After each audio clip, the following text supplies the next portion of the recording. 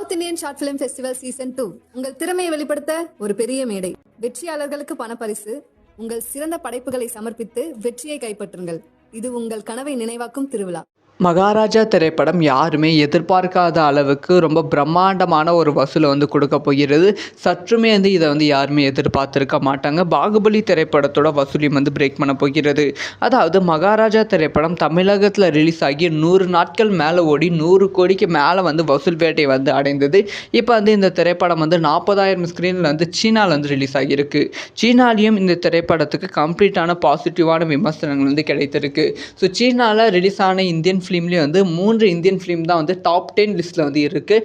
ஒன்று தங்கல், அதுக்கப்புறம் பாகுபலி 2, அதுக்கப்புறமா RRR. இந்த 3 திரைப்படங்கள் தான் இந்த ஒரு லிஸ்ட்டில் இருக்குது. ஸோ இந்த லிஸ்ட்டில் மகாராஜா திரைப்படமும் இப்போ இணைவதற்கான வாய்ப்புகள் இருக்குது அப்படிங்கிற செய்தி வெளியாகி இருக்கு. 3 நாட்கள் முடிவிலே மகாராஜா திரைப்படம் கிட்டத்தட்ட $66 மில்லியன் கலெக்ஷன் பண்ணியிருக்கு அப்படிங்கிற ரிப்போர்ட் கிடைச்சிருக்கு. இது ஒரு ஹியூஜ் நம்பராக தான் பார்க்கப்படுகிறது. ஸோ அதனால் இன்னும் $10 மேலே கலெக்ஷன் பண்ணிவிட்டால் பாகுபலி திரைப்படம் 10வது இடத்துல இருக்கு. அந்த 10வது இடம் மகாராஜா திரைப்படத்துக்கு கிடைப்பதற்கான வாய்ப்புகள் இருக்கு. ஏன்னா பாகுபலி திரைப்படம் $76 மில்லியன் கலெக்ஷன் பண்ணியிருந்தது. ஸோ இப்போ அதை பிரேக் பண்ணுவதற்கான வாய்ப்புகள் மகாராஜாவுக்கு நிறையவே இருக்கு. அது மட்டும் இல்லாமல் அடுத்தடுத்த நாட்களையும் வசூல் இன்க்ரீஸ் ஆகி தங்கல் திரைப்படத்தோட ரெக்கார்டே பிரேக் பண்ணுவதற்கான வாய்ப்புகள் இருக்கு.